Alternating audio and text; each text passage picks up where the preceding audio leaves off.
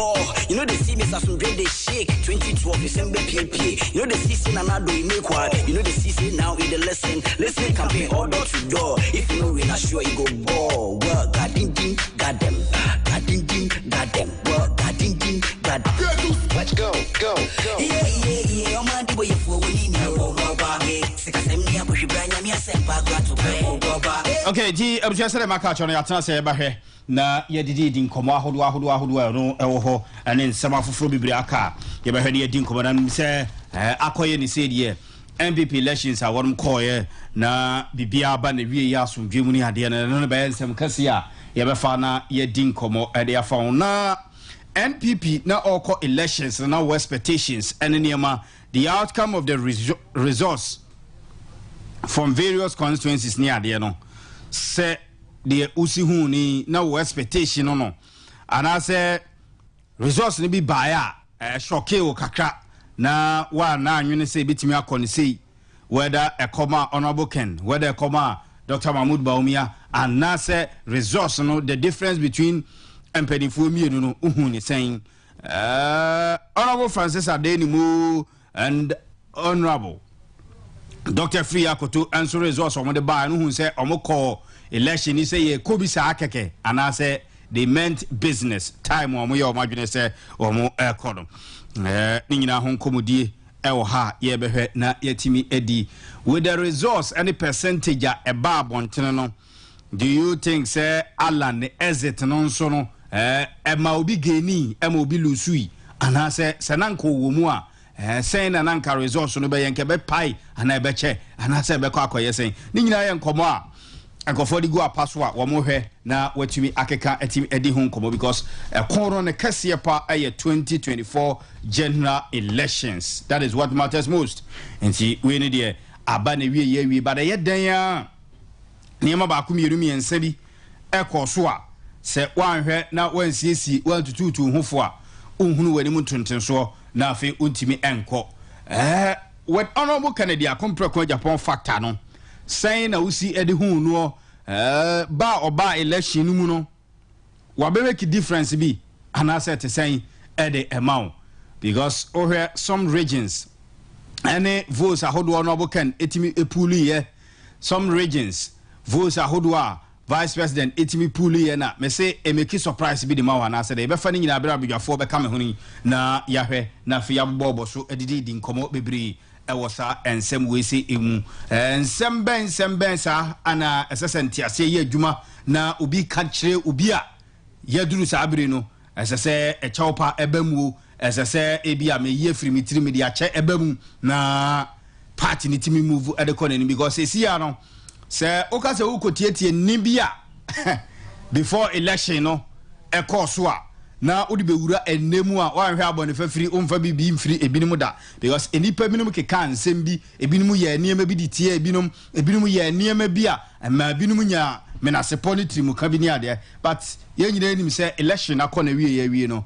bibia di ho a obeye amana timi ayeye the only thing a obetimi aye amana ye ya ne se odi beche obeye free team because the honorable Kennedy Japan factor na nkasa ono ankasa no a na amanfo fi se ebia election na ba na wieye no obeye bibia na obeka bibi no otie no na no memende na msa body kire wo na o say the unity that he has been preaching for open kabomu no that enkabomu no ni ade a se MPP amanyoko ni timi ye no ye ni ye ne no ene be ma breaking the 8 na timi ya possible and about the election committee na baso about party penny for let me use this occasion na ye more the national executives, especially the general secretary, lawyer Justin Frimpong Kudia, all because day-to-day administration and NASA affairs of the party no the STA Bibiani Adientino, yes, single now to Bonidia na Sefata. Yeah, more Justin Frimpong Kudia baso because yeah, co-election muno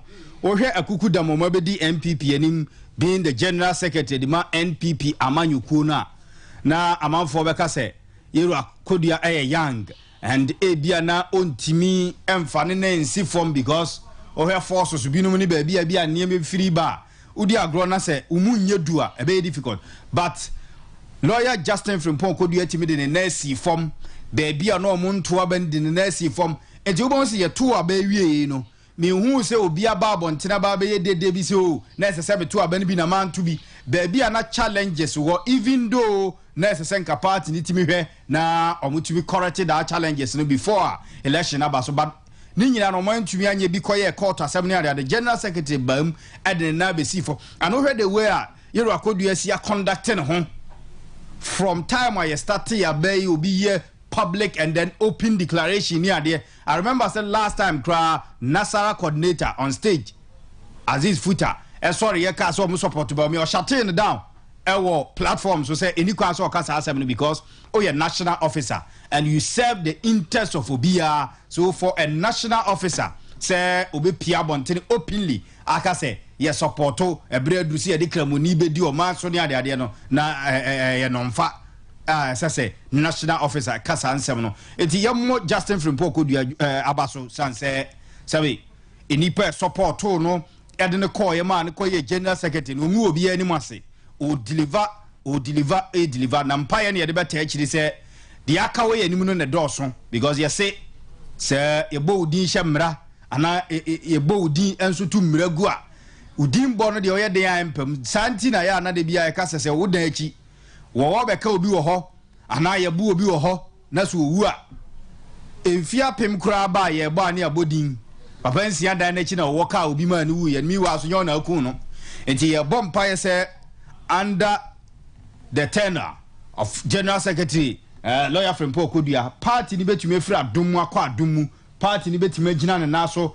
party ni betumi break 8 ni yankobo ni di yankoka se o abrantie we pen so tam abrantie be secretary da party ni yesi but we had the first bridge na watumi across so because watumi lead election no lead party no and na a successful election and amanfo bebreka say we had previously elections binumu atwitwa mu acha most of us no cry no ebiana we are young and dodoona no many near man yosemechi 96 primaries ahodo efiri ho ba de besi 2000 call election ni ade ade nyina most youth na sesia ya wo sesia dodoona no na man yosem no na wo mu nimu bebresa and impokra no ma adwene so wo mu di akira.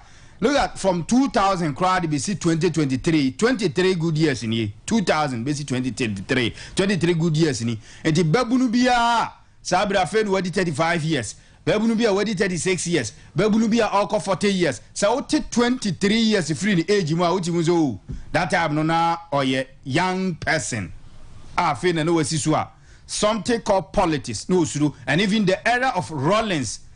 That time no junior Jesus that time no cry no o ma me cry te so wa ba amanyosem din wo fia wa hwa wo nidi because that time na nyan cry na ye politics na nyan cry na ye amanyosem so that era ye beka say ye hunu ni papa ya mfie ne ani akire papa but the free ho e de ba de besi sa brei o hwe elections ahodo especially party internal elections akoso a ye be consider say we eye ba ko a etimi akoyie pa and lawyer Justin Frimpo Kodua na penso and akoyi sa ankoyi anke bebo ni tiri so akoyie no ye mo na baso na committee members ahodo no so aka nyina mo de ne magu akwam maye ne ma na yeye obia na okọ election bi whether de ni mo former Greek minister free akoto honorable Kennedy Japan vice president obia timikasa abawe aye call no free and fair on the day of election. It was free and fair. There's one challenger ebia ye koye ni I believe say party penny for the omunai besi form open declaration especially party officials no eno na se party ni betimi apemra bi even though mra ho ne ade ba last time na chairman chechim say mra kitin bia ncheche chenchina untimi nkase during the election time no untimi nkokase o ebia me support anase o kase o support we ya mra ne show chenchina. You see, after before the election, no? But during election, no, no, maybe I won't even share it. But senka party ni betumi actual mo constitution ni na fe o matimi akire mu ye say so far as you become an officer, wo serve do shawase no. You need to be neutral. And here also no, how do you define the neutrality here? You guys will be a neutral cry anything. Neutral nature saying DN obi be here because so say any power we neutral o gina fa kon any ade ho any challenge kakraka but on the day of the election there me assure say obi ato na ba kama bibia echo yi. the money factor in election, Ghana election. So I know say it has come to stay. Na ya hwe ni ye so a ebedi enya asomai sikasam in election. So this time na kwa say delegacy kwa kotoaba. Now let's channel this thing to delegates angasa, because general election the people don't pay, even though they do, but not sa opening pay say me tuya gene kotoaba ma me no. But I know the ABI na the AN say be a group be a makokro bi so ma checha ne ma de amo kakra. But this delegate issue no has become say the moment somebody becomes a delegate no ne dia ne say kwa kotoaba money na hand back na ground just say oje no akotoaba saa de no na say yan hwe ni yi a esi baabi ya, but MPP die sisi ya ne yedi nkomo say ye call election na openly e dabon tene say chacha ne yeto e dabon tene say vice 8 ya 400 Kenneth honorable Ken 8 ya 300 vice the no MPs the be so some areas okonkrasia yet ya 1000 okoha we to ya say any ade no na ye bi say ho say are we sure say we are building a nation and now say ade na ye pese ye no are we building a society or ye de na ye pese ye LCC ya ewo mamu a, because from polling station and edidimu am the polling station executive kofa forms a just ono so che bia 5 city 10 city and sana ya to aba e man e wo form ho it is ono so wi a or kon anim ne your constituency election. If you don't pay, the polling station executive will also not vote for you. Ye koye nimwa regional election. Ye who the cause so I was money there to the extent people were accusing of paying even dollars and stuff. Nina cause both parties nina etuesika. Ghana has a CA parties nina, even the so-called smaller parties nina. If you are going to election and I say if you are bidding for a position, if you don't pay, you will lobby. How do you lobby? The word lobby, no. Now the lobby in Ghana has become say where but we know say lobby is an English word.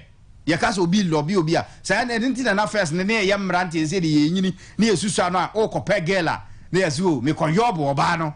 That is our direct translation, and I say our way of saying it. Say obaka say lobby no to me yobo o akọ yobo or jobo. The word lobby no and e kan sa. Eti the word yobi and lobby e wo hodada.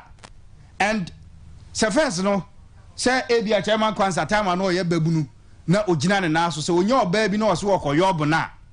E that time nyesika na ade koka e your vibes niema obekeka o me ohima wo ye me hema me hwewa uhumia mi huwa na se wani kosua no beto mi mu sei masiu hene wo makomam bibia ntimi teteme no edo yintem no wakeka saa nsem no saa oba wani makra ne kume hwe oba abo hwe oba hunwi oba okokọ awurade oba be nie enti se wokan saa obonso ye oba na wanane wo se man's no wachia ne ti kane no kra bonso ogina ho na ase otete flowers odi ne ko gina flower bi nchemu that time no na ya na obohu se odi na kwa gina flower bi nchemu na be ma no so gina na bia otene bicycle so obewie na flowers na wo ho ni nyina oba na tete ni nyina de agu form sa ba bi so na di kura na odi twero ho no oyese because can send be the attunitrim o yobi no amana hu say yes u born word mo no hu say yes u besi obi kra wo ma me kra wo mfre na ante kra da no hu oba na afre me do hima makoma mu tofe me do wiase oba be nie hwe onantu esi form obeke kansem bi chairman make kansem we num bia atwamu akọ eti lobby is part of us e kan ye hu bi ne ye di adwuma but ye election we na ye kan lobby say so call lobby obi akwa esika. It is a when to Jessica, it will be difficult. And only a dear back why you're quite or minor, Moment for Anyesa will not get a true leader. Our baby dear so because they say Aqua say the higher bidder, wow, bet me 3 more no, one of Baba Candini, our memoir, say assemblyman, say a unit committee, say a wine, when to ya, a very difficult. It is a we Sikatua, Matua, openly. The money who so crying say, Edru baby, from honorable camp. Vice President come ye be kan munyina obi aye openly na wo mon krofo gina bontene ene matua we metua me ma we sei we so se me ma we sei I go to a point and that's why me kra na du ba bi na ye kra ye nwa say openly omi gina bontene se ena Vice President sika no wo mo ba ye kan krofo ya ma ye die so kan sika no ye so ye ma krofo we nu bi na da radio so dede pa o na bi say ye kwa abato na ko sika che ye hwe no ye nyimfiri is ye abato se mu anyesa ye ba kakra de bia mpanifo bebre akase wan hwe ye koye no ye benya sakawafo ye benya ajana wa ajana tufo ye benya nkrofo bebre mba be wura ya manyo sem because they have money. And you yi sa ne makakra ya makandi free wa say MPP election no everything went on well. Smooth. Na delegates na akwa kasa. Delegates say they believe say at this point you know Vice President Dr. Mahmoud Bawumia na so DNPP amanyuku no anim. Majority of them and a cancer 61% said so, whereas others also said say it is about time say Honorable Ken and SSA Udi amanyuku no anim. Say majority carries the vote into no 2 mina kwakudi omampenyini abedi achiri ensem. Now how is now the leader of the party and the president of the nation from the same party going to work together so that breaking the 8 achievement, you know, because the achievement and I say breaking the 8 in achievement, you know, start from today. The everybody say Ubon says no say me crowd ye to about the man, me say memra me ye candidate for my MPP. Now I am the flag bearer of the party. Ubon says no na nyankwada ne afi attention nyina will be directing towards Vice President Fie. Enti obi ana ebia oye eyitu omampanyini no sese no be direct sa ade ndi akọ omampanyina be de akire ho so se no na ho no so se wantimi amanagi ni yi a afi obahu se emma omampanyini of the day no enye comfortable and say unfeeling concentrated say ode be ye adwuma because they say no lobby ni nyina lobby ni nyina be hya se akọ omampanyina be de akire na ka che ne office sese ho be busy a che omampanyina nkasa ka che because now no omampanyina na do danko akufuado your time is no who is it officer no to say the new leader ayo omampanyina be the vice president or no anybody so there no so no the party should be able to know how ombetimi edi nkomo ombeti aye adwuma ye na yehu the difference between there should be a clear distinction between the party and then the government because the party no ebegina the achievement of the government and also the campaign vice president akwa campaign sa de ni mo na weni obi o weni yo sa okona akwa campaign a the achievement of the government of the day and awoko gina so because anya sa honorable Kennedy akompre kwa Japan kwa na ye kwa election ya ono de ne personal achievement ne bra wabo niemo ono aye as individual eno no ogina so the campaign that's why no honorable Ken the campaign no different from nipa binom de because campaign bia no mo maka no obia be ye bia no na wo gina party so say oh na me minister na me agric minister planting for food and job me executing no successfully but then we will come and ask you say the policy whether you brought it or not it became party and as a government policy therefore so to me implement and as a we executing here and now dia a party no and na ne dia vice president achievement and now all chair in the area of digitalization here de ni nyina no whether una de buy whether una propose you the man events o man panyino it becomes government policy so untimi nyina so mfa nyese solely eyodia but honorable campaign no ye factories are building niema waye we it was his personal achievement na and or the aye it nipa bia wo ko election bia no you should be able to know say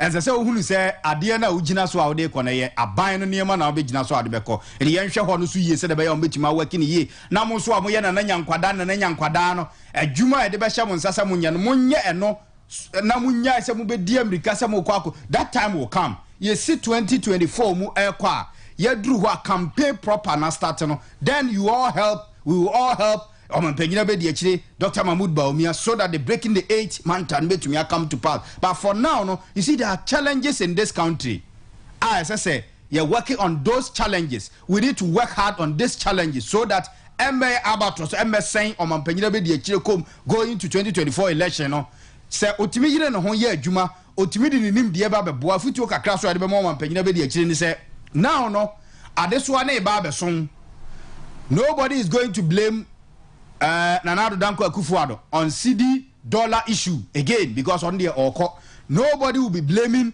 omampanyini Nanado Danko Akufuado on the economic issues SSCBM say ono ofiri ho akọ so o adwini bi nimde ne muwa bia this is the time eso omampanyina be di akire eyi saa nimde ne adwini ni nyina de ba bebo omampanyini na niema etimi koye because niema koye a you are going to benefit. You're saying, Quano, da. Sabinum, Setano Sabinum, Nina said, you'll be able to see a bunibiano. Eti, any idea bakwa, the handlers of the Oman Penina Bedi, she also take note of it. Now, Enkobasu, they say the 2 Mina Bedi and some, we are the leaders of the party. Now, fire her, you need the effort fry person, you need a man. If you don't do one man working near my year, I was animal nafi, the center no could break here. It will be difficult. So, Nina, my idea, Ubia role player, this election, mono, it was good. It was good. Or more bo jana, and also can be. And a man Ubia set up because the air election, which Macau, and the do baby a fire ancrophobi, ye say. It helped Emma Ebinimo set up. They know why you lose. Any class or ye Juman crown or you who ye Juma, and ye be at the fire from Honorable Kent Camp. Emma Baumian Crawford no muye Juma Vice President Crawford no muye Juma so set up and ye Juman ye. So also the fire from Dr. Mahmoud Baumia Camp a call Honorable Kent so Emma also then Crawford set up and until the man honorable from nowhere etimi ababenya 10% ewo election mu no. It will be a Juma. The akane so obi a fa ne yonko de mfa nche no. Wa ye kaseti awo ye wie election atwam. Wonso akaseti ai obi election na wie yetwam ba se okoso afa ne trimuka se okoso afa ye trimuka se o ahye fam de ye kwa election mo ba hye ye eti afa mu trimuka madamfo obi a otire trimuka be toso sa and ekoso a at the end of the day no the party suffers, not me, not the station, not you, but the party no and the behuna money because nipa e bia be fa ne trimuka e na adwene so wa twene ho o tenchen and the old view or no the be boss so bantani o kan no so be kan ye koni nyina ba besia party no ho ne be kire no. So in order say yem pese party because omo no mo call election nyina no obi atiri mu pon say party no e na obegina. So that is why obi anka so obeko independent.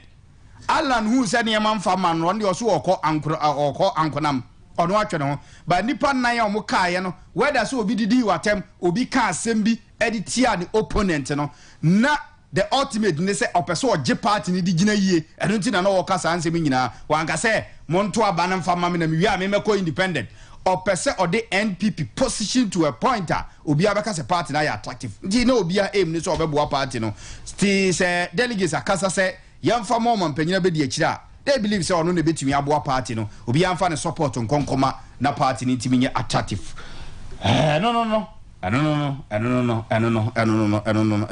de ewo Kwadwa AMANKWAH FOXZY inkunkrenku ananansa ananane wo etwieso ya da wurantu kotokoma kasibu abe Kwadwa AMANKWAH FOXZY asantema kotokopum die nku edikonom adamuruku odehia wode metema kachim nananom akasa empanyina kasa ocheche wirachi edukrom nsu kronkron sasa abobeni etifini epueni atoyi ne enefo nsu ni Kwadwa AMANKWAH FOXZY empanyina kasa ide okwan mu da ho. Anyway, yewie eno no yemfa we ntu aso ntia beja fort na se na ye din komo akwantuo heba center ewo ha wo mo ekrai mu me say by way of test and I say WhatsApp fafa 0208 309019 0208 309019 0208 309019 o de faso ba ebeje na yakan da fi yetimi edi enkomo no kama wonso wadwenkyere ewo niema ekoso wonu emu saudi yehuru ajanifie ode yensema emfa nkabo mu ma menchro but wadwenkyere ebia futuo in a form of advice in a form of atenetene ne niema that one you can do ebia o now no because we be sending me teases tin was asking me say you know say majority 80% of your listeners are MPP so going to election you should have stay neutral or this I don't know dear now at that point you know how do you stay neutral say neutrality no define anything. When you support your father you are neutral in an election and you support your father against your pastor you are neutral. So it depends say they also define neutrality no. Neutral doesn't mean say always no. Say be me papa call election. Me sofo so call election. Say me gina mfimfini mama nka bi. Sofo nko enya ne de me papa so nya ne de. Whereas you know say o papa ene do ba wiase. O papa ne didi ma obi die.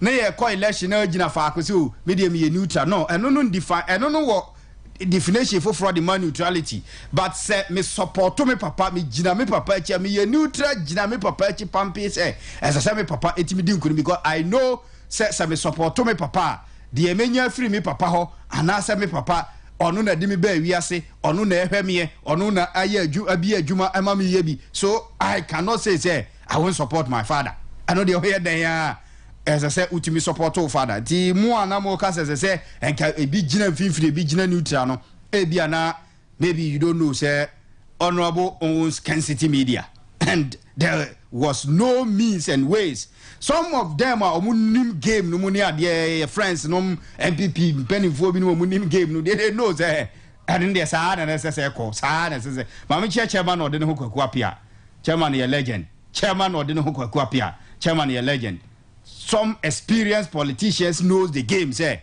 we are there say na be call untumi nka say ebi etise ya na say etise say na be call but yakwa awie no echira asam no na be mu ahunu say nipa no oye neutral na say onye neutral echira asam no eti yenyina kabom ni ye adwuma na eno ne ebehu so sese de etu akotwere de da yenyina ahase ye ba be ye adwuma but free ho kọ na say still ahun so nipa na attitude say the city and te de then you say hey akoya say ehwe ni ye but election time no de obi aka e bi amfa njaage no enye sa na nipa na te de obi aka e bi ase de obesi ahu obi so akowe na no oya akowe ka fun kire we oyese no na election time we are no more in that election time etwam so don't judge say nipa no on the day during election but judge the person after ye koye nim no say de obesi ate na be mu ahu say de ositi aduro goldsmith aduro be chiao ensure say also abiem ama one or 180 bi many abja fort na say nchekra akwantu heba misha and media dance ya ma osa na ha wo peptic ulcer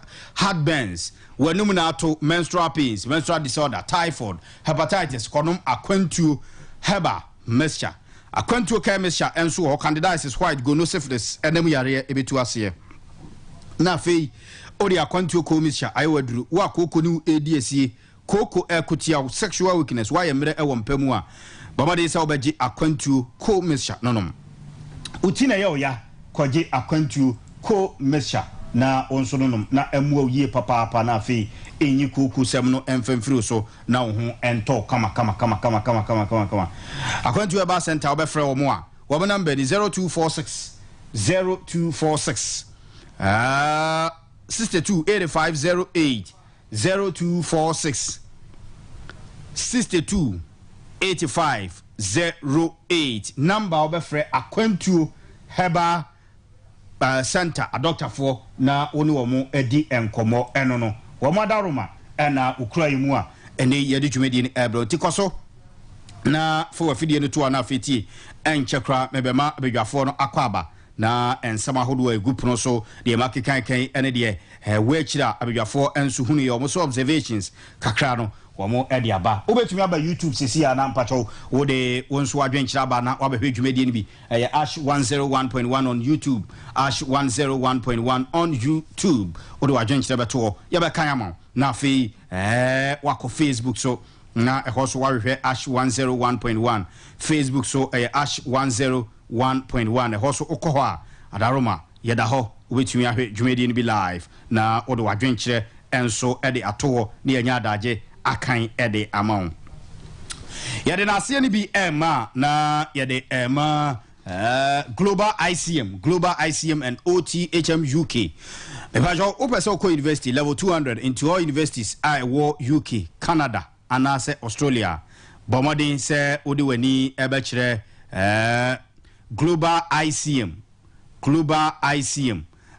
anafi OTHM UK ye ne yebeboa na afi yedo etukwan akosku ewa manone university papa e UK Canada programs ahodo a ene ye offer ebi eni diploma in accounting and finance mpacho ubetumi aba na onso waba be yebi sa enso ana ene diploma in healthcare management mpacho and also ABO diploma in business administration mpacho and also diploma in information and technology diploma in security and risk management afi a diploma in occupational health and safety management mpacho and also ubetumi akako yebi global ICM and penny for enchain. And no echi and so no me pacho say a diploma in education and training and also be to me abomodi ako global ICM. Entry requirement in here so you be a WBSS Ukra SSC was graduate with minimum of 8 pacho passes. Anna Afeso MVTI grade 1 and 2 certificate O and A level certificate mature applicants with working experience pacho usubenya kwenya regular school evening and afi weekend school and so affordable tuition fees with flexible payment plan internship and attachment as well edman where we school firm bia pacho pesa okokoye adwuma wo ho no wo betumi akọ na wonso wakwakoye adwuma awo ho kama over global ICM 0244 764797 0244 764797 Russia Sisia school no ewo sepe quantipo si airport runabout adu ani acha sepe bukrum quantipo no so no eho na Kings campus no school no ne campus wo bomodi asa adu ani be kire ho na wonso wakwakosua ade adwuma ko bi ehia adwumayefo hia omo adwumayefo pa omo ehia adwumayefo eti ubetumi ama ho ayeha ubetumi ama ho ayeha na wonso anya adwuma bi and say, as I say, you be well vested in online business and accounting. Interested person should be already 25 years, 40 years. Those who want knowledge, our travel and tour online business. I feel more winning our online ticketing, both local and international. I feel more so winning our international recruitment, and also no ubetumi. And I feel so winning our consultancy. Fryer number is 0555 031885. 0555 031885 and after 0244 858 181 which my friend na oni entimi atwetwe nkomo na bibia akoyie ede amount na yesu yakoye nim. Okay, Chairman Kwanza long time no see no here as usual.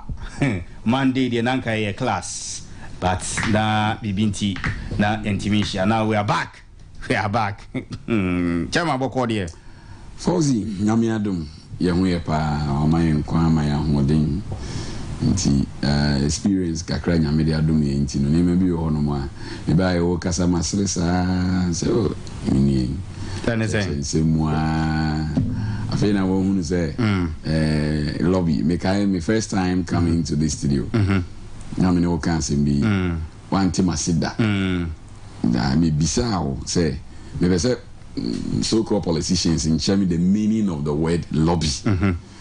Oh, the lobby there said one say what corner you see the root of corruption is how lobby no it can be.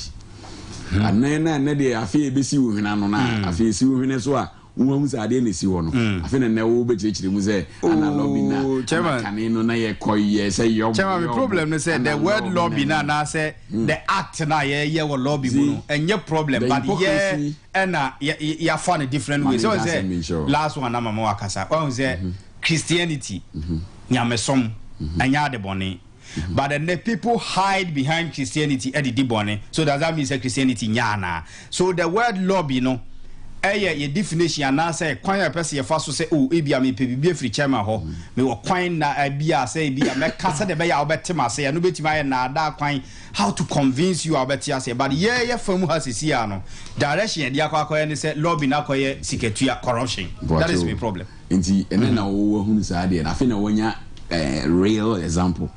Oh, yeah, but I say MPP election. No, it got to a point that I didn't ask for explanation. Because I say, and then I won't. Some nonsense goes with explanation. No, I ask you a question. Why, because and then I won't. Thank you. Tis a woman yache there. Any man can be able to say the as I walk on. Oh, laughing. I won't be na a who according to the resource the person holds. No, I know Yania Oye. And this is for John Dramani Mahama Kutia for cities against 13,000 people. Yeni Krumwa, Mufana Norma, oh, and now what chair then, and then there will be such a 4 and there will be a 300, and a party in Zama 50. I see being TNT. Near Mobi 50 cities at TNT, also command 400, command 300, on fine day. So the TNT. TNT, no, Ufri, Kumasi call a VIP. And no cry no more than 100 cities in and out 200 cities Into within one constituency, no, yet you might triple TNT. You see, that is our problem. You see, Sebi Minyawe say Ubema TNT. Mama Gasa Micho, no woman say, a Juma as a presenter, as a media person, as a politician, I am me per se, ye Jane, ye na facing the realities near cannot cry and tell you then say baby the problem in this country is behave in quotes as hypocrites say who's idea we and yet ye best chere ne ye be kasa ade ne nye no near facing the reality and find the solutions to that problem no near I say as me hui me dem ko kan ye be di matem ana me dem ko kan ye be kasa me gina ha ana me free ha ana me nya bi nti ana we ne say sans na meanwhile say a back critical say ewu abamu ana say obi won atochima ama ade na ya reho de a afi na say hypocrisy ni nyina be go away afi na ne be chere nipa no not to say me kai honorable Kennedy one of the videos be I think I don't I say nipa na ewu no so we kai that video na nipa na ewu no obona na ni sober at that time no he was real and that man has always been real and one of the things why I like him. He has always been real. Okay. Meka said that was supposed to mean meka media meka no nyese he telling you the reality. Okay. And that is how we have to rule our country. So what I say, me no TSC you know. Me unim pefe say. So we come obi 40 cities, say 50 cities, say 100 cities. Depending on nipa ne sike kura no na ho ode kura no na. Well try say obeto vote every nipa no. Obi koye be as a special prosecutor and go ahead and kwan. You remember time appointment of MMBCs. Okay. Assemblymen 4,000 and 5,000, you know. What do a special prosecutor Fred will be wanted? It is what is the difference? Say appoint to be no BG 5,000. Then go to about no BG 400 BG 300. And I said about me and infant special prosecutor precoin. But in this case, the case they are not the same because Vice President Mekas were TSK honorable can Mekai, but just said we had it. But they said on Komo Kosona. Nah, Nanyam Komoni Biana Koso. And Komoni Biana Koso, yeah, no crack. Okay, now, why not prosecute? Go Bianca, who were TSK. No, listen. Because the chairman has what TSK there and why offended as your coach. And you put out as Jabian can look at us what TSK and that video, once and that conversation. Saturday, you may see video. The difference is the payer. So what? Mekas what you see. Me, so yes, can you be? That's what I say. Meet you. Baby, I only be fine. Me, becoming a delegate. Delegate. Aha. It's the but the and then the atisem and then the one video one live TV. I'm for Kawao editorials here. I can say Swami. I'll be so I just can't know money being the coordinator. And one lady. What kind of strap bony doing I think on Super TV. Also the coordinator. I say or no I think Baumia camp or so. And what shift about I can't. It is Ghanaian man and what keep the cigar. Obviously can say what's 700 Ghana cities. You see what evidence do we need again? But the reality is that we don't have leaders who can be strong enough to say idea we say neko. Yes, son. Ni enye ni bibi fufura ebe boya ma o man ye be ko yanim. Hwe de ya ewo mu ni say. On dey see okumawu. On dey see as enough. People were talking. Obi e can design o manya de ama as enough for no maje mo no maje gari. Now delegate now wo 500. When you say enough no 10 cedis. What's the difference? What's the difference? Kumawu ni na wo 50 wo among cap mienu. Wo si chire. Now we fu ni say one no dey enti emo pa 2 caps pe and dey atom say and dey atom adwen one say buy waje 1000 waje 700 waje 50 cedis when whether or not say kumawuni no waje 50 pesos and now waje cap 2 caps no otuma the ode ade man no you cannot ascertain by etena kromo asopɛ wo mo kumawu for dey and I say no for now. Yakoche oni aye friends astro tell for nsu abo wo mu enso so ni nyina chi and then eduru wo so de wo akoje 400 wo waje 300 wo waje 50. Now the danger in these things is that the real democratic process you know gidis mochire haya afọ kwanta ana mi share ma mi fom panyifo mi enu bi na me ni omo nkrom ye nipa be 4 ana me ka cho mo say dey do there political party activities na esimu no eti obia mfa na anadwemra na ye ntoaba na PPP me ka PPP a se mo me ka che me an say bra me ba cho na musika na ready. That is a straight question. Musika na ready am sika be no say na Saturday no wa hu de omo che na say yeti kromu ana obi koji sika na oba na mam bi de a ene me de bi ntoaba bia o. You are sinking this message to the masses. If you didn't say, so join a political party, I was a coin beer so unesca because it's can check. Nipa says, or so kotua bar. I was a coin beer so no umani sika and san or kotuaba. And people will be telling you, me vote today, may tone. And is that the way forward? And what do leaders in this country do about this? Both the NDC and the NPP. Or say, so and the PPP. No, the PPP is not doing that. We're not doing that. Because we're not doing that. And we won't do that. You are doing that, just that we don't see. No, if you have the evidence, show it to us. We are registering people. Because we don't see. The fact that we don't see that means you are not doing it. Master T, when your video, I'm for Chile, say. When your video, I'm for Chile. Someone call election, say, be Master, you call election, be a say, be that. And the PPP, and 1 year. No, me can say. You have to PPP for 11 good years, so can say, call election. Someone call election. No, question is, say, you call 11 years. You call election, but we're talking about the present one, not present one, baby. Yes, NDC di omko MPP di omko na wo kasi kasi na mse na say no say nenkwa no ma yesa nkebeka say oh ye fanche omo we dey e bin see that is the first time. This is something they have been doing consistently. It's a beka carry benya and robbers of more parliament. But during more time and people have money and do that. We didn't do it. For the court TNT near my mom. I saw it. Mama tell you. I don't know. Who say who na me tell you ye basing for the court. Yeah, they call Congress. You are paying for the TNT. Who paid for what? You. We bought the car. We hired the car. That's what we do. That is the same. What is the same? Okay, now. What is the same? Mebo, now the 300 city or the 400 city that you are complaining today, and also your boss yanka ebia party in the behind. What in your attempt to solve that monocracy, no.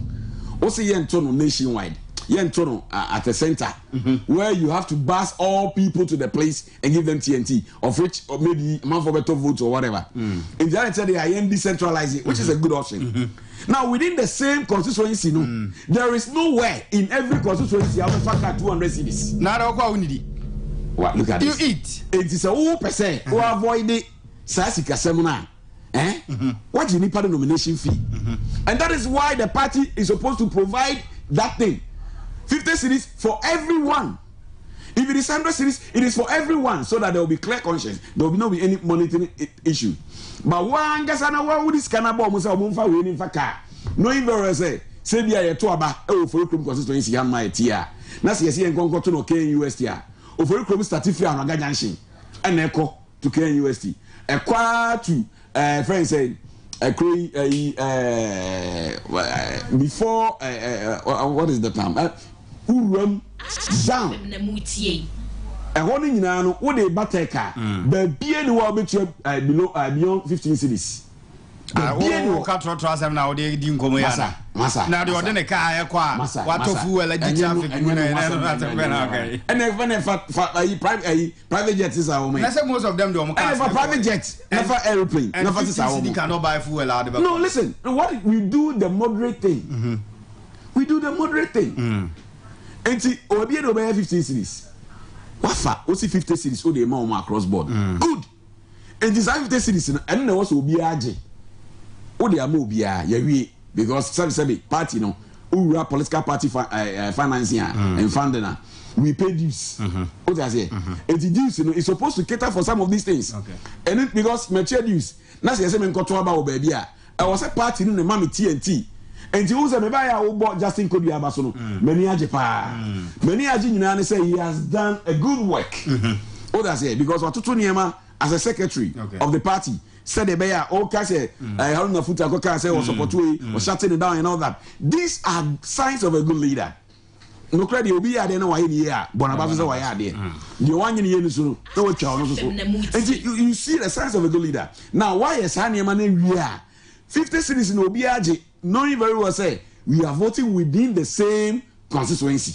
Yeah, we have here. Yes, we the 300 raba. Yes, we the 400 raba. Yes, we the 200 raba. Womodi ban can be the BA so based on the MPs around.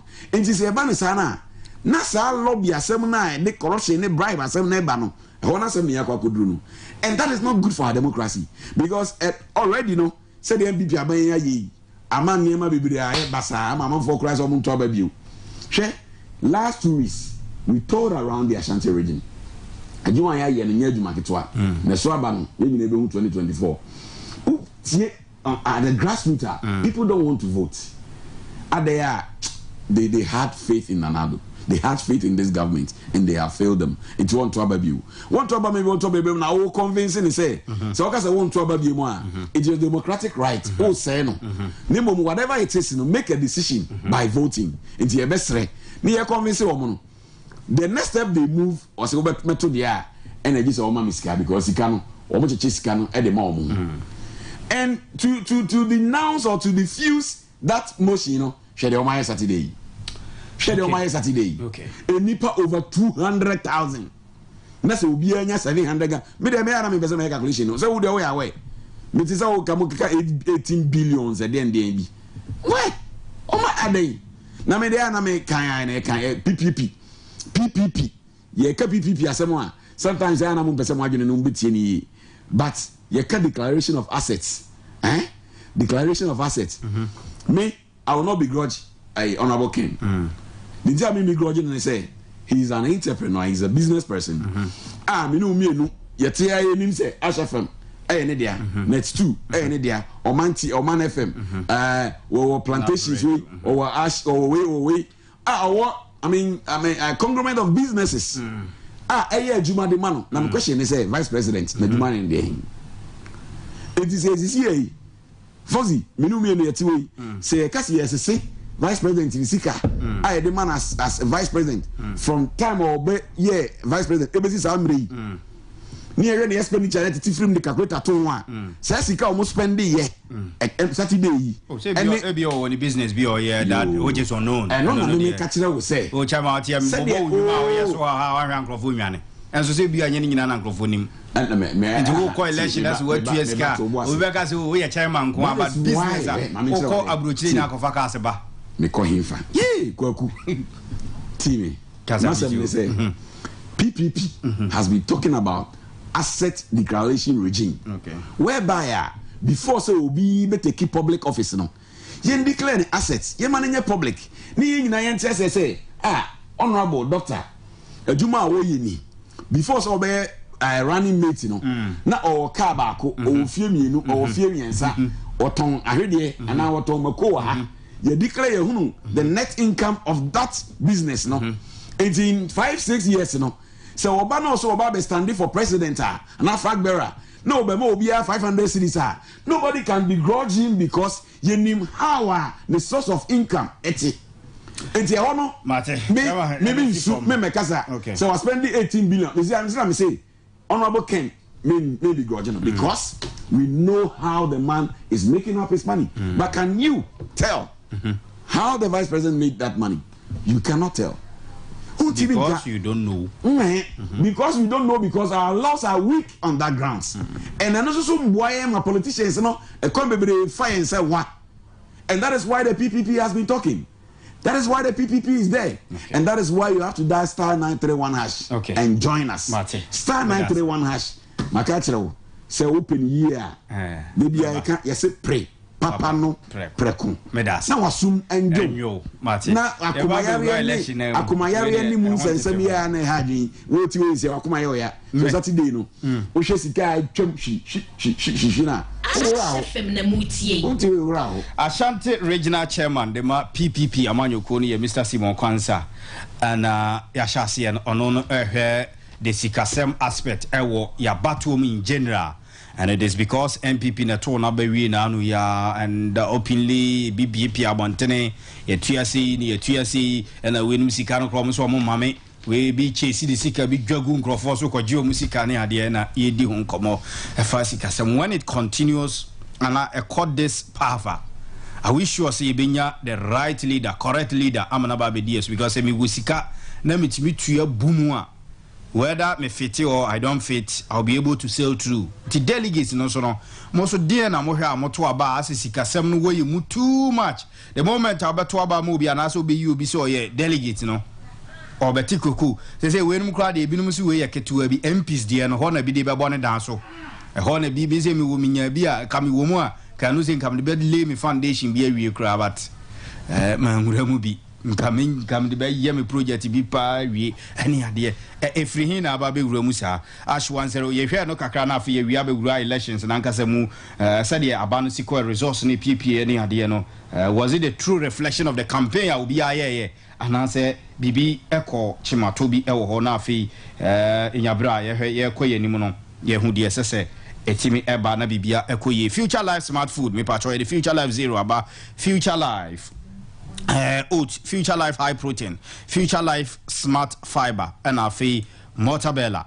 Nina ne se nuania ubetimi di 90 amino acid, omega 3, and ne mahodo bebre no ene womua. Udia duane esan ye dru eboa usiesie ye o me kama na afi ama nutrients bia ohia woni peduanum. Easy to prepare no answer be mix it with ensuo ubetimi di no breakfast, lunch, supper and as a snack.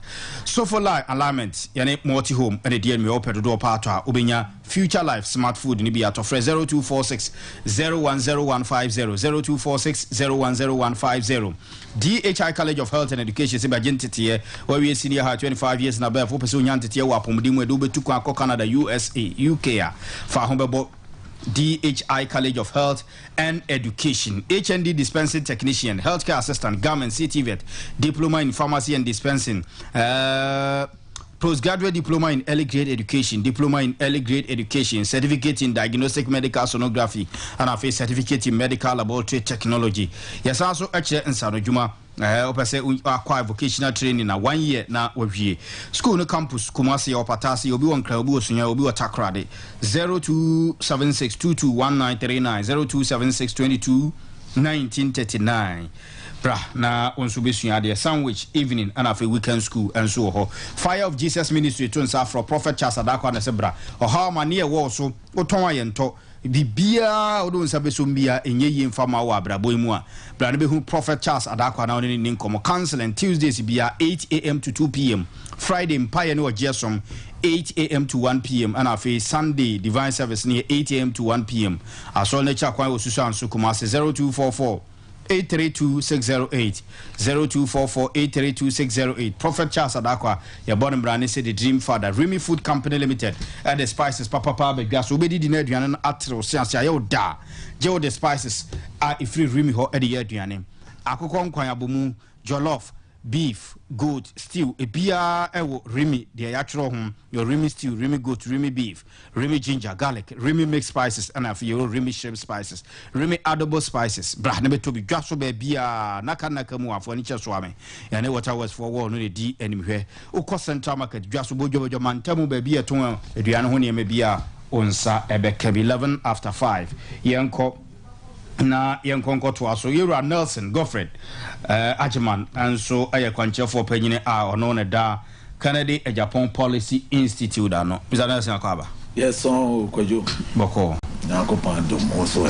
boko as why down BC oswati bi ni ade I saw here ne dey adwumaden no okay maybe a whole 7 days of sleepless nights you we in sukra no see tt form okay na ne ekoso messages I receive people by ho any idea tinye bi a shock na ama so say election shock to me ba na for wash as your phone wa the shock dey enya it in a policy institute okay on say delay with strategy.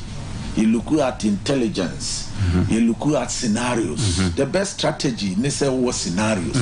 Scenarios here options. You are thinking of various options in and a be a bum and a map by crime. Me person me can other options. I yen more about panel. Options no by you're doing better 10 options. Okay. 10 possibilities. So yes, this bit messy and we be no crime will be let me tell you something. Generally no. You only one way. As your people say, what do papa no I then what do you papa bit messy. Etibe say what do bonnet super and yet the same strategy in the Bible. I bet was a bonnet way bit messy dia say net here. What cause scenario mumpo dia about miansa nine a room and CIA experts no sani yadi. Okay. Friend policy analysis. It will be yadi bia sana ye. What strategy so yes one multiple strategy. It is only multiple strategy. Now one way say say na me kwaye na obi besi wanimu a woni kwan bia obefa so. It is say me the other scenarios about a response to ni ayete no from nipa bi send a message yakuma ate and I'm say wakuma ate because now we only one way. Me chance here etie you plan na nya hoho bi a oba me wa che be 10 years etie results no etimetete a few and I knew so say free more free Baumia camp na news cover because me digital na pick name and I know where this especially Joy FM I really knew where these were coming from and I was not disturbed. Okay, all right. Supporters the feeling more planning. That kind of thing. You can say, wow, baby, I'm papa. Because scenarios they were. Okay. Honorable, so all options be brave. Okay. All right. Mr. Nansen, Mama started say Brenti near Bobon Church. I'm sure say you na next Friday. Yeah. Na you share near the didn't come out. Do you think this sika samnia the day didn't come out? What in your situation so be election with? Me basically ye two sikasem no enye kra no abeye nom bia ase yaje atumu a ye pese deal with deal with comprehensively but e wo ho ayeye supia na ye problem but baby a operate amount no dey na nka look like acceptable yes a fan wo norm na ya create wrong norm na ya create ayaji atumani dia na nka no nya problem enu mukura na honorable e wo advantage because onu tua 4 and o tua 3 na ba umia tua 5 and 4 honorable advantage because no more expecting more from Baumia minimum 2,000. If I'm not being specific, 5,000, 10,000. No, I don't think so. Now, yes, with this number of delegates, optics, send your buying, MPC, ministers, shift the core. Omu say Ghana sikani omnikita. It will mono so almost share of that. Honorable is sikani kra. We are sikani saying when you are buying It's not a joke. And giving this picture, say ministers. Stories also the Sikashi shed demo and the rumors say even individual ministers you were enough money no take off make a picture about it so all these people rumor minister I give you that impression say she said them it is a follow one candidate. Not honorable, not honorable, be underdog, not or your omomobo. It is a big crowd. You 10,000 honorable credit are 500 or 1,000. Can be back to honorable still because of them. So why are there? What you say? You say here ni aya there na sikani aya there. Sikani to ya there so ni sikani to we crowd nya be. Where there why are there? Oh, it a honey the first thing I make. Second thing me who in say. Campo delegates no I'm honorable sikani bi ankodu sa na omoka Ebi mo so complain it here honorable coordinators or this kaya den ejija omo me say am we me audio su bi omo de aboba messages bi ba platforms we and san kasika no obi kura so honorable number na the constituency coordinator no or report no or man fasika na amane sa ne mane amano. This is what I hear about Sikasem. Okay. I see. But we had the no say any election the mafia of this mafia here on boy nyina no kwa bi so tia honorable. But we had the no pa honorable na ye winner. Who put this story nyina together on a winner. I don't know what you're saying. Say honorable ne Baumia nyina were the same level. And now omo nyina shift anko di Baumia chi any other advantages are nkabe di ama Baumia. Kabe di ama Baumia pa. Just a story I can dey nya enka o. Say na me tro. Eti no e hono ne yen analysis ne yen ni scenario ba bi e. Ja re chechire se ma wo fa no no. Enya re cheche nko a esa ye strategy. Okay. Mama tro ade no strategy. How many people in our country are rising to both the heights of business and height of politics? The second, omo media empire, between building on. My first timer, even MPP, Allah no mu ikura na omo yenu mo manim, omo hokra percentage within party omo timi make. Kaya kotoni ade ni mo, baby anoma na. Honorable yese ne kasa nye. Baby our team almost 40. Then your course you know just on 80%. Now quite 61, 60. Now boys almost 40. Me can you maybe actually. As honorable TM so to me who he is. Now what deciding your person where your options be. The options be were MPP, we been so outside MPP. It's up to him. Ask say who have global info analytics a better than Bernard Senwa. According to that, and we also hear the same thing. Honorable support to need party the most so much as outside the party. Institute nipa bi omo ya working here. More support in the general population than inside the party. What is he doing with that? Not because our support wa party, but it be a delegate. You know, say outsiders, you know. Some of them, majority of them are still NPP members. So why do you see? No, I think he doesn't get it. Because who heard them say, "Oh, Mr. just a sip of it." Share super delegates. People thought that and then he told them that I'll give you a show down there. So what I say? It will back down to the people now. You realize, percentage are one yano.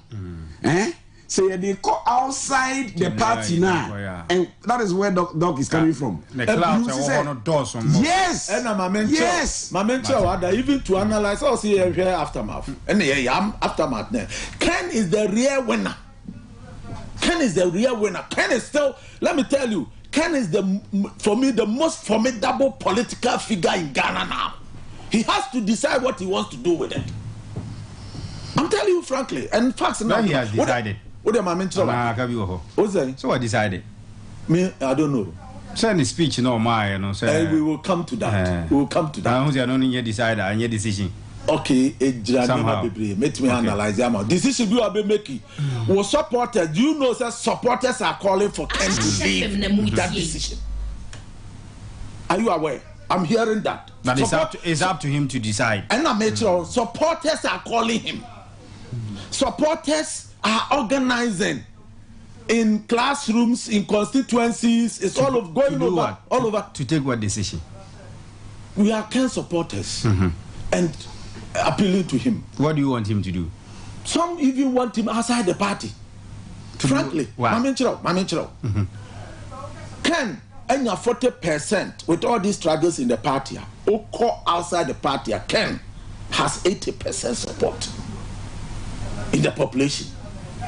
In fact, info analytics for a Ukraine can say Ken will worry Mahama more than Baumia. But election primaries, Honorable Ken has said, the election free, fair, transparent, and that was something that he was calling for all this while. So why you supporters calling for other option? Because Nipa Nasi BBI transparent, BBI okay.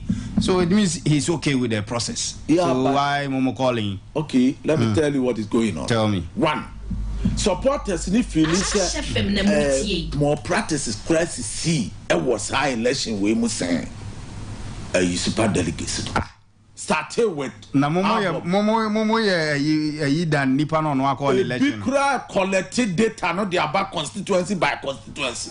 How saying no, you are confusing me. That right? Right. No, so we say before you do that or before I obey act like that, no, just say nipa no Mr. Nelson I'll call election no, you don't accept who say niema ankoye then me do echi no abeka okay niema ankoye but you see everything okay now me we echi me say bibi okay. Any problem any good leader and especially grassroots leader like honorable no otie supporters. Hey, what you say? Okay. Otie supporters. Okay.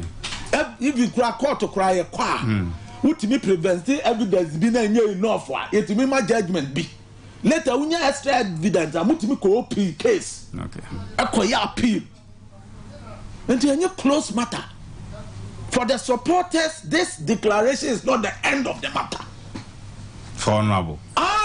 Omo organizing party and the most powerful from the grassroots. Supporters are organizing, if you like, a party grassroots. He will only be acclaimed. No ma a picketing when you feel how a month say we need you. So if no powerful intelligence numbers country. So if you need him, then he decided say he's NPP. He's part of NPP, so he will move with NPP. What will you do? As he has said. Scenario number 2. Now, so I'm against scenario number 3. Maybe another candidate. Then I'm open. Scenario no strategy. Wow, yes, strategy piano. Okay. Me ye way ya ebe say baba who say even when you bring it to me I want me nyagene 100%. Mr. Nase ba who say scenario no so do so bebre ya it won't give you a dear ma focus stable because you always think say me ye we enye ya will do this me ye we enye me do this no succeed e wo wi ase ne ye even business people no succeed so honorable class wo friend na china to say ye yesterday no e twere ne ho asem and later book you na be ba me ye sure say business be our succeed no obe kire scenarios ahoro de ya this. Yes, but he succeed here and decide to plan ahead but sometimes he fails. Sometimes he fails. It can happen and then he bounce back because he thought scenarios. One minute scenarios and I make sure say one minute scenarios what top from what top from to say more money now will be the breme say na kuma na why t-shirt na odim say obe win men so men na me Canadian Japan Policy Institute no man yakwa na mo 2 scenarios. One is obe winning or winning a yen could develop manifesto policies programs no a work can ye de brofo no or more can say one tenno ye de kwa one na ye anye ye so e bi nam te ha me kasai. But as a option na na wo mutirimu no there I don't know whether to say say ye afen ye be launch ye branch say ye negative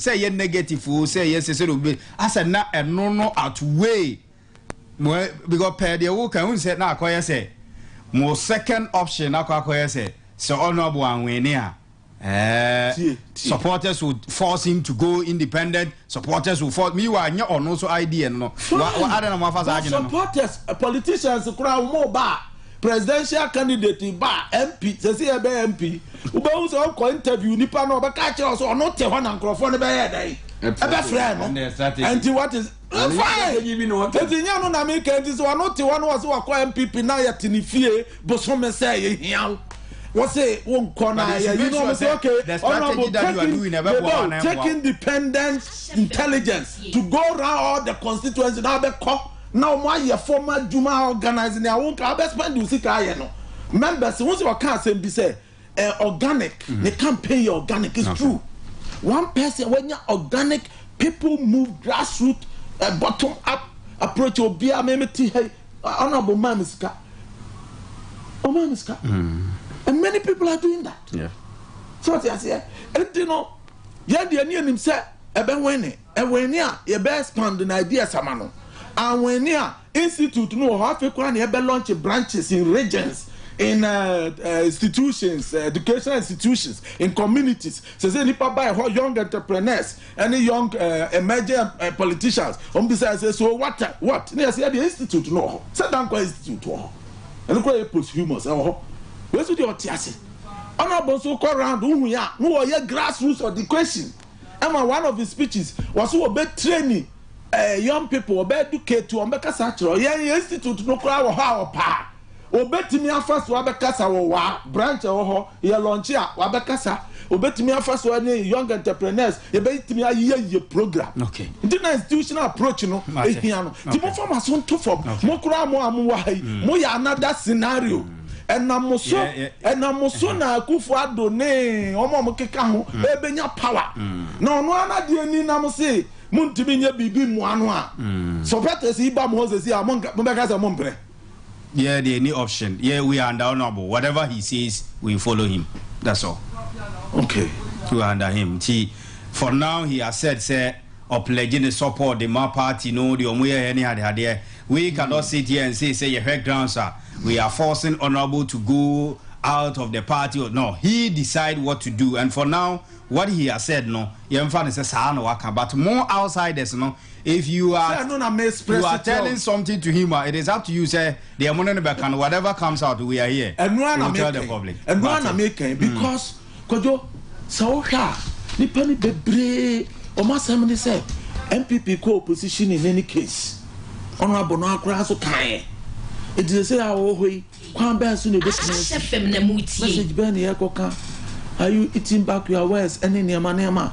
And a co-opposition anyway. It won't more MPP, more outside in a Philly said. Say a co-opposition anyway. Nasa, but he said a co-opposition under condition. He didn't say it wrong. 2012 grand year call, 2022 any a call condition or the condition here a performance in the day. And it is a point necessary a co-opposition.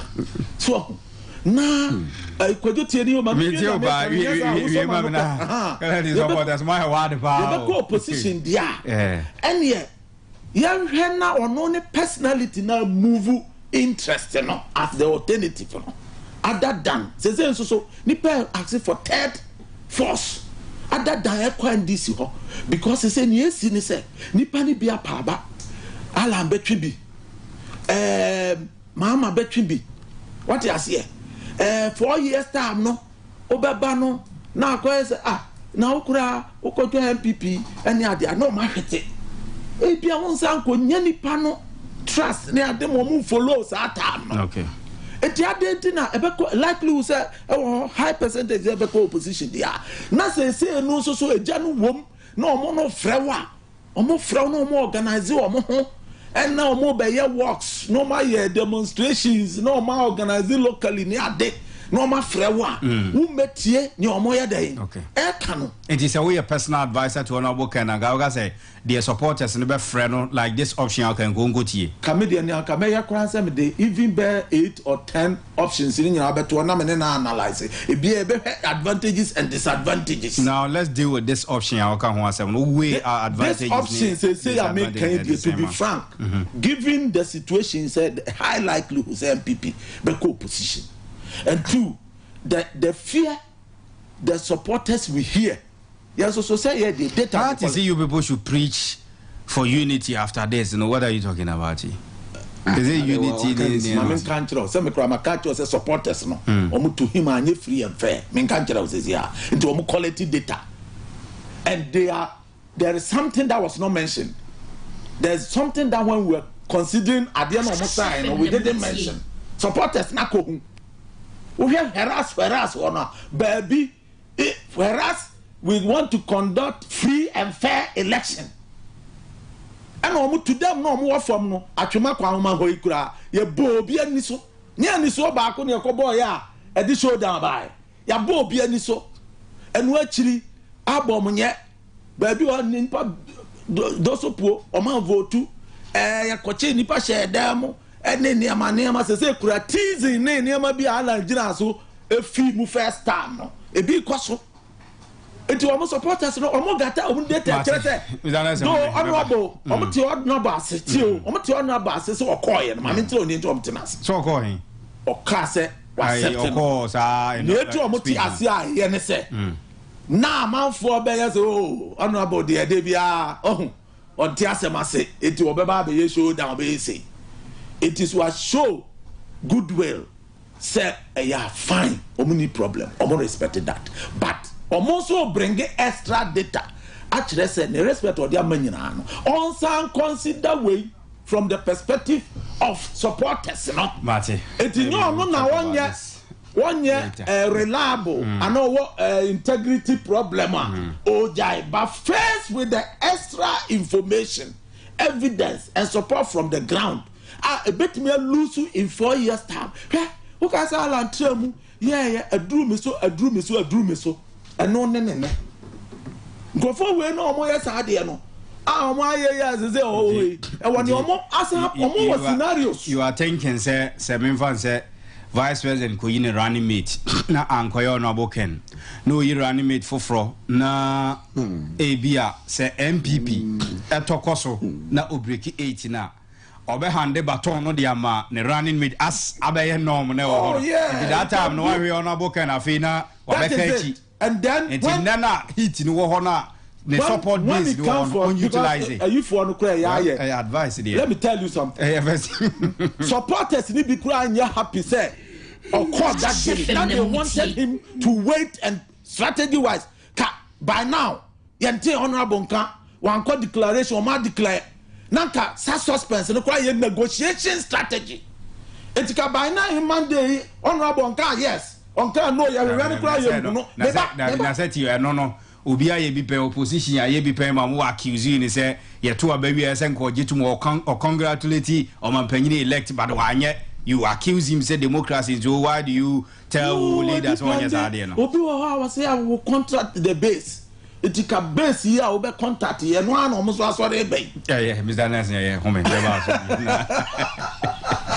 somebody be yeah go yeah ni mo ha be George do venture sebra baje ka American cars ye dealing in American cars baje the papa through decoration ye bi edmaka sa so ana ene spec ni upgrading Toyota Fortuner Highlander RAV4 pickup and Tundra Land Cruiser Fabra ni upgrading e ba be yes Lexus type no sa so ana obetuma be latest model Faudi and Bra ye mfama oba ana obe hu asema me ken ye wo so am ye ne Waterworks for first gate di anim 0244652230 0244652230 AJ Group of Companies or AJ Multimedia, AJ Travel and Tour, AJ Online Trading, AJ Delivery Service, AJ Consult and Recruitment Center. Overso to Canada, UK, Dubai, Australia, Germany, Italy and also Spain.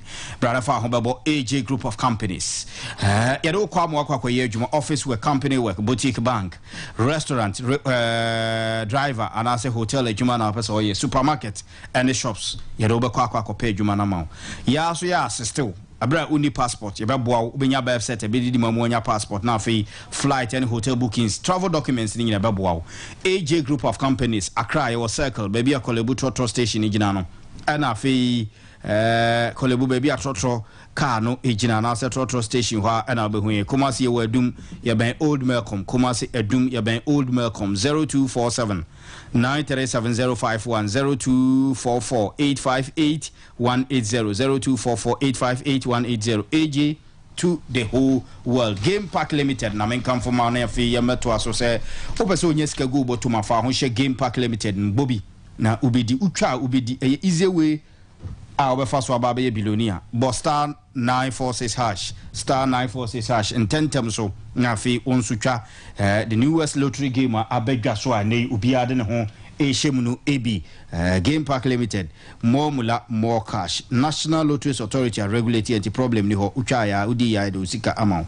enumere no nsia ya ba bebo de twato esanse 3 times a day na star 946 asha na so download Game Park Games app ni bi fato phone so ni twa single numbers 4 single numbers 4 utwa ubidi but unya nimro 18 years amen twa bi sanse yempanimfo agro ena wadi buru 18 years so a esan say a game say oya hwe ye bia na asorefo agege o musika de amount say omudi be konhie mu na odi akwa akotwa mba betwetwe mfia wo be yare tia no ya hwe we options ni nyina kokoduro ene ne ma ne de yes ha biwa yi but wo twa so dia e den a ubedi ubetoka chairman FOXZY adwuma de anything uboni yi pa good na mutie mi bon pa ese nyame be ya dom na de be ko BBC nyame ho bibia be fine anya BBC kra na se minya sika kese ye sao say ade no kofa ba nyina fare ba nyina sika o ko abruchire ba ko yi ne ma ne ade nyina no se nye hokko na ye ofe ye sika abo sika. Well, talking about the elections, the CNA, the opinion, actually, bossy or church, how many AGB na make us 2024 there. The former president for Nassau Ghana the only. And I pay what is one said boss using in London Chrome. Yeah, so yeah, or Sunny friend say. Why down honum in sumo honumana new vision, new political party, new Ghana, Max Bishisha Manfobi, and the one can be Obiasha Max, political party, something new can be Beshubi, a teaser. Okay, it tells you say, Nina come for one, catch, say, I to say. Ye blaster and I say ye kobobo na ye team na ye de ye nyina agide wo mse team no ebetimi akɔhye ana ebedi ade papa bebre no na team na ko Philip to enti afi obia ofia osore ya osie ade ende de metimi obia pese oba beye because we have realized that the team has failed, and that is the situation we find ourselves in our country. Okay. The Nanado Bawumia government has failed Ghanaians. And you know, people were weighing the options. And the papa okay, doc. In fact, menene yage uzo bisa mesi menene yage 100%. So there yibia we reason is there so opposition party and your opposition asem PPP they be anaka asem chono. Our interest is Ghana, not the political party. Share your 10-point agenda. You catch us a 12 MMDCs. You separate the Attorney General from Ministry of Justice. You strengthen Parliament by making sure that no MP becomes a Minister of State. So what I say? Attorney General issue corruption. Okay. It's your messages now you can for over 10 years no. Say a ban ne. Na say what channel ko to aba. Na say honorable Ken Ebewini say whatever party be power. Now say PPP for campaign message na mo kan in over 10 years no. E asem e be bo man nti no. Ma adopt sansem no. We be your man you need problem. Okay. And you feel everybody say o be wi I say no. Because sabi de kan nyina de ntia meti amani abra me kasa nyina ne say so mine mu ye a ye ma ye nyina sabi na do kofa free education ba ye obi ntimi nga say NDC ba na koye and PPP ni ne koye we ankobi and say party we ma. It is for every one of us.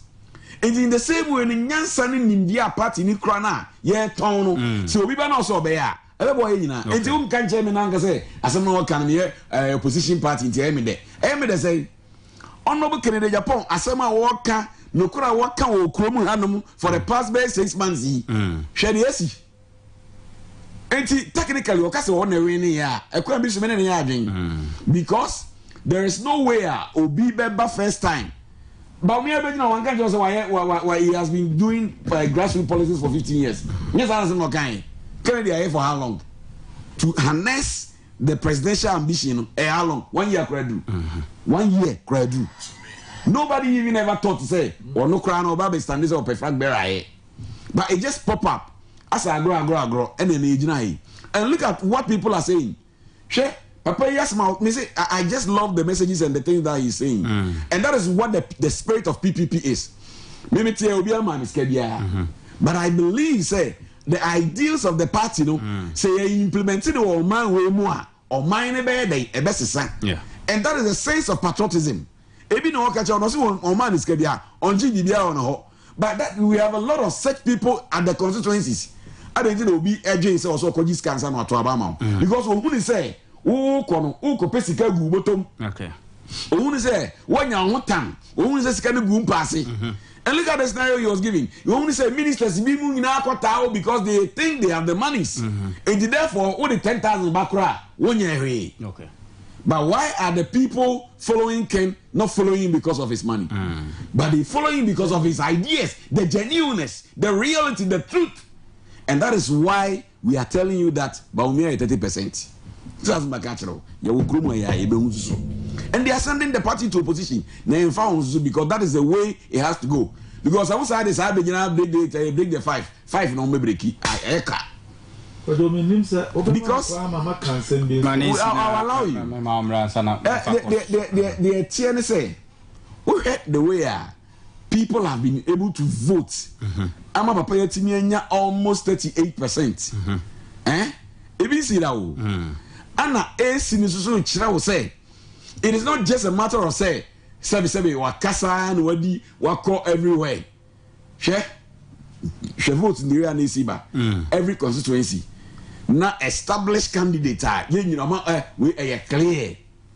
Obiani na papa etimi etata na sa na the showdown words na are true. Adintia because people have realized that the team has failed. And he's not part of that team. And he has done a good job. It's yade na yen follow no. Ade na yen trouble man. Na me de masma mekenya say a progressive people's party. Okay. Yen the ideas are crying enemy yaka for the past 10 years no. Say if we 5 make a just election of MMDCs. Separation of powers, Attorney General for Minister of Justice. Make a just say strengthen parliament. She parliament here we ministers of state any part of this parliament. And money technocrat. Shall we to say Honorable Edichum or Ministry of Education. Do you know people are praising him for what he has been doing? He is an educationist. That's the one that I didn't tell. And even some of Ken's supporters and like Edichum platform be so almost say Ken ba unfair Edichum. You see, that is what the PPP is talking about. Yen for the technocrat, the people write the application. You're a Minister of Education. What is your application? What is your qualification? What have you achieved in life? You say, "Mom, Minister of Special Development a year," and yes, I will say, "Oh, NPP ninety, what bread and all this cowboy into Debbie." You're an entrepreneur. I will know what you're creating businesses for people. It is all the special development. Actually, in someone you bring your results. That is what the PPP is talking about. Enti yen to abane fama PPP na ye ma MPC no kwotena mrahye bedwam. That is your place. Make policies. My technocrats no yen fa the models no fa bra. Na we dey ye executive arm owie wasa betena parliament ho na ye wasa so rapid and say ye bi no contribution, nothing. Okay. And that is what the PPP is talking about. It is a science me aye ken. See that's sorry. Na say any other political party be say and some PPP for Ken who say be bo man nti afa na ye de ba be your man here ye kasa cry nkasa cry bi ye be kasa mon konko na mon konko mesa ba bi abra aspi pharmaceuticals akofa aspi more fort caps abadwa so honam yo ya to bi nenom aspidan syrup edru ebo vitamins with appetizer food supplement numbi na emwa sanse vitamins e wo mu no adosom afi several food supplement especially more lack vitamins e woni pedue na muntimi ni di no onombi obedi kinder syrup ya akwada de enkwada numbi a na ho ya dendeni do timi di awia e bia me catch so wa ma oba kinder syrup na nonom na anwumre wanya no fo na ntoa o na ne papa bebo atwede e wo ho obekọ no otare ho wo pese wo ha no na enwa o man kinder syrup no bia obetimi didi nti oto ho a wada hate de aka ne ya papa ne de a ono so de bedi agro se de opebia kinder syrup no afi aspiton syrup e mo jedro no bia boost immune system na a fight etie anemia and low blood pressure. Joshua Samaho ana atena kese obado ko pharmacy bia ya duro no bi wo ho 0204295541 0204295541. The Basement Bar and Lounge pacho pe baby abaju ani wo Kumasi eno ane the basement e Kumasi city more inside wa room wa underground car park ho and the basement enije ho papa Tuesdays and Wednesdays 4 p.m. to 10 p.m. Thursday to Sunday 4 p.m. to 6 a.m. Events no doso Thursday be your Thursday friends, Friday ladies night, Saturday tequila Saturday na fe karaoke and so Sundays your premises will be to be bookie na why your birthday event ni program bia opese oye ewo ho fresh 0244 768-153 0244 768-153 Bam Herbal Clinic. Dr. Isaac Obwonketiana de in Royal Bedjasum Patrol. Ya dear beer how ulcer, prostate, cuckoo, premature ejaculation, typhoid, asthma, and acid diabetes, pressure, stroke, chlamydia, infections, hepatitis. A Bam Herbal Clinic. Ye wo sokoma any jeku for senior high dear me odium yo ho enabuan crash yo ho. But oko pharmacy, chemical, herbal shops in Mua, the Bam co Misha Bedjas, cuckoo, how Kotubinum. Bam 10 mixture also yefuni yo ye to koto bam 10 mixture na fe bam mixture ayema infections wa go no syphilis ne nem yare e ha wo no kojibi Fred Dr. Isaac Obwonketi 0242 424274 0242424274 na oni entimi enin komo Right Path Prestige Consult obetu kwa ko school UK Canada Australia USA anase UK yani ye do be ko yanko ani wotumi Right Path Prestige Consult undergraduate programs post graduate programs na nyina betuma abaye other side attraction ya boss secure and I say ya ma enya scholarship or be ko school no loan facility Right Path for be do any ma boa na fe unsa ka loan highlight classes no e bi ho ne atro exams unya certificate akọ abrochire dwuma bia opese o ye bia obenya bia ye nurses am pese mutu kwa ko UK Canada USA ko ye dwuma as nurses no patro ye do be ko na anu nkrofobia so omdi binumu ko omakogija omo akobo omasasa wo kwanche hwemre wane adade bia de ko hospital oni broni nurse ni ne wo hospital kase mu ye adwuma Right Path Prestige Consult no ya wasu ya bo IPT ya ne frames oil and a bang 0534 94607 0548 796041 0548 796-041. Zana se faculty web kana fe me fa course mrana ye me body nyina to fa. Asema wo ho ne se. On say honorable education and empowerment or the grassroots no. O ma city up. We do pa YouTube so no. Comments are o mo bisa nkrofo nsema na o mo ka. Se kura party for party for ne o mo nye party for me 10 supporters asema o mo ka ne se. Tradition no na ye constant.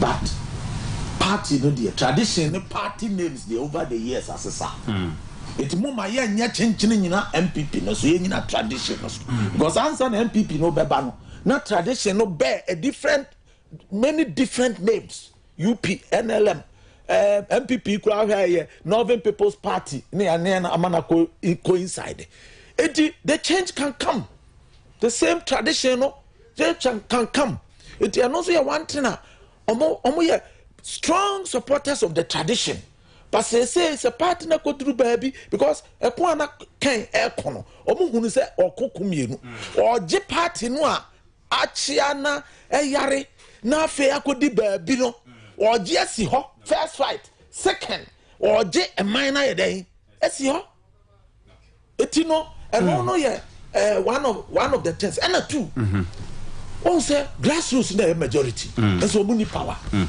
Ken says so one a grassroots leader in Ghana grassroots president and no ban so what ginger omo why educate omo manya hope no what you say it omo himself this is the first time a grassroots ebe rule after Kwame Nkrumah omo hunu a second Kwame Nkrumah the concepts are dadaba president and a Jabba president. We are Jabba president. The only a Jabba president that is civilian totally. Kwame Nkrumah. Omoma Kenya the civilian that ma president. And you can't know about me and what try I give the also a Jabba. We do baby me a grassroots person me say because you say ya tag you as a Jabba no so the political elite no percentage wise almost and a grassroots no a Jabba for na head 0322 Ken is going to be the second 0322 490375 it is hard no 0594 020395 ejamani na eka ho aja ma frɛ fo kakramre na yentimi empim enko yanim enkodi enkomo ewo ahoma no so okay good evening free kusuma mintio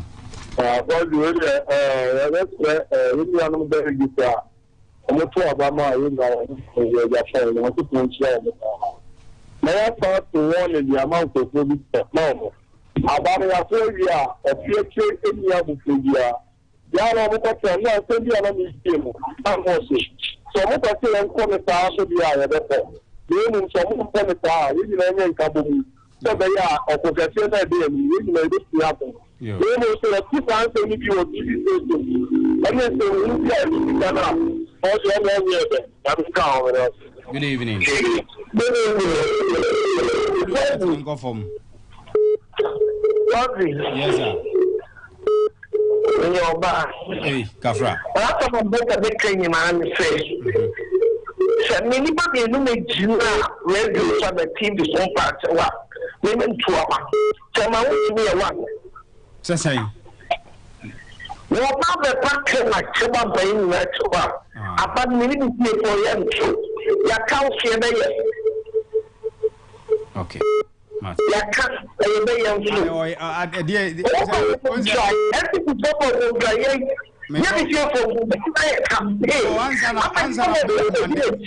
Maybe once I be demand the apology every one. No, nipa na you internet so power. Other internet say. I come now. We done radio station. Opera came to get Ankasa, and then number one. Apart from no, what did it came up? It was what I told Panama in the Florence. Okay. Young women to up a monsieur. Mate, Medasi. Good evening. Bachodi. But you don't see me because that's also contact. I mean you. You're the Belgian. I'm going to my one of the I know mom come you plenty. I'm going to our bonding. Then you show me 2024.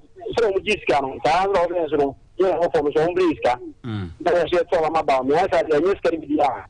You have to play DC. You have to play PP. Now you TV. Gracias. Hello. Good evening, Bachodi. we understand.